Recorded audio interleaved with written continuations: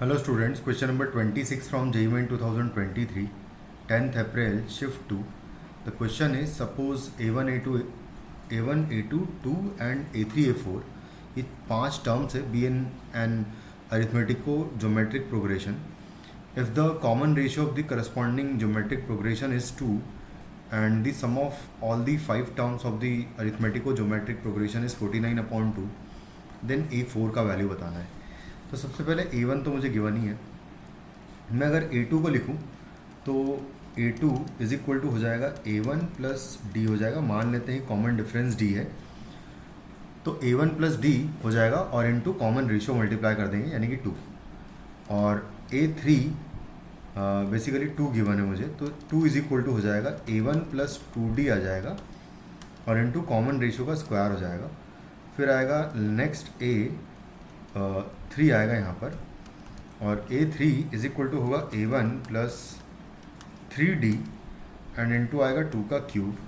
फिर आएगा A4 का वैल्यू इक्वल टू होगा A1 प्लस 4D और इनटू 2 का पावर 4 आ जाएगा. कुछ इस तरीके से आ जाएगा. इन सब का अगर सम करूँ मैं तो मुझे सम यहाँ पर गिवन है तो A2 plus 2 plus A3 plus A4 और प्लस A1 भी करूँगा, फर्स्ट टर्म भी ऐड करूँगा. इन पांचों टर्म्स का सम मुझे 49/2 गिवन है.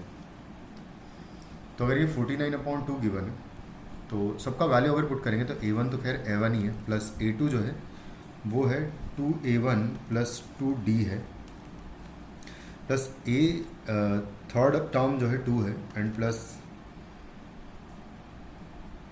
नेक्स्ट टर्म की अगर बात करें तो A3 है जो कि है इसको 8 से मल्टीप्लाई करके लिखूंगा मैं तो ये आएगा 8A1 और 8 इंटू 3 हो जाएगा 24D आएगा प्लस लास्ट टर्म यहाँ पर देखें तो 16 से मल्टीप्लाई कर देंगे तो ये हो जाएगा 16A1 एंड प्लस हो जाएगा 16 इंटू 4 यानी 64D आ जाएगा इज इक्वल टू गिवन है 49/2. इन सबको ऐड कर देंगे तो A1 plus 2A1 plus 8A1 11A1 हो जाएगा. ये 11A1 प्लस 16A1 11 प्लस 16 करूँगा अगर मैं तो 6 और 1 7 और 2 27 हो जाएगा. और एक काम करते हैं यहाँ पर भी इसका जनरल टर्म ही लिखते हैं हम, इसकी वैल्यू नहीं लिखते हैं ना क्योंकि इसकी वैल्यू यहाँ पर यूज़ कर लेंगे तो वो सही नहीं रहेगा. हम इसका वैल्यू नहीं पुट करते यहाँ पर A1 मतलब कि इसको 4 से मल्टीप्लाई करके लिखूँ अगर मैं तो 4A1 आएगा और प्लस 4 दूनी 8 8D आएगा. कुछ इस तरीके से आएगा. तो इसका सम यहाँ पर हम लोग लिख लेते हैं. तो आएगा क्या देखो 27 तो हो गया था टोटल. 27 प्लस 4 कर देंगे अगर तो 31 हो जाएगा. ये तो आ जाएगा 31A1 आ जाएगा. उसके बाद फिर नेक्स्ट D वाली टर्म्स को ऐड करेंगे तो 2D यहाँ से आएगा. 2D plus 8D will be 10D 10 plus 24 34 हो जाएगा. 34 प्लस 64 करेंगे अगर तो 34 प्लस 64 98 हो जाएगा. ये 98D आएगा इज इक्वल टू 49/2 आएगा. कुछ इस तरीके से आ जाएगा.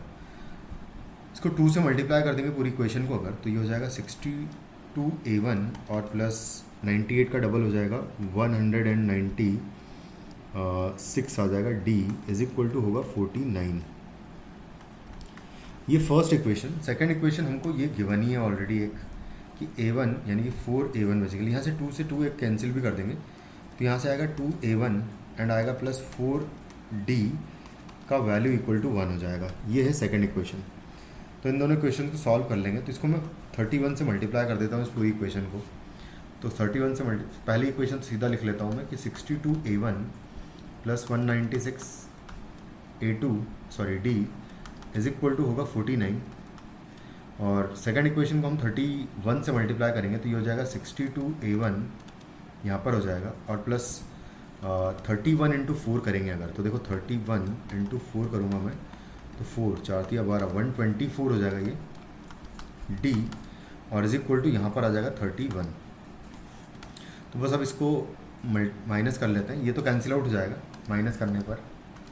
और 196 माइनस 124 करेंगे अगर तो 24 जाएगा, अगर 6 में से 4 गया तो बचा 2, 9 में से 2 गया तो बचा 7, तो 72 बचेगा।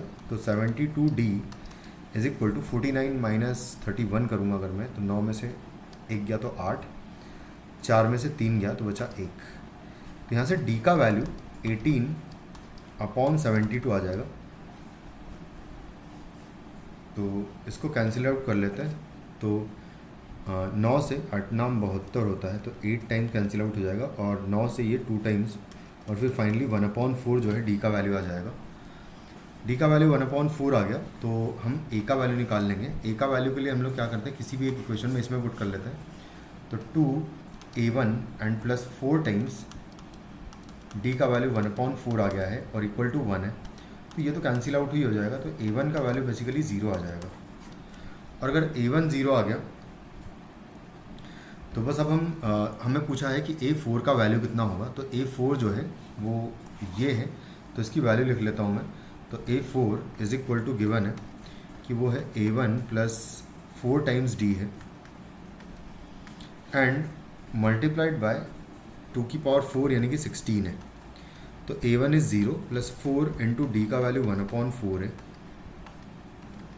इंटू 16 करेंगे तो फाइनली वैल्यू यहाँ से आ जाएगी 16। इस क्वेश्चन का हमारा आंसर हो जाएगा। तो मैं यहाँ पर लिख देता हूँ। Thank you.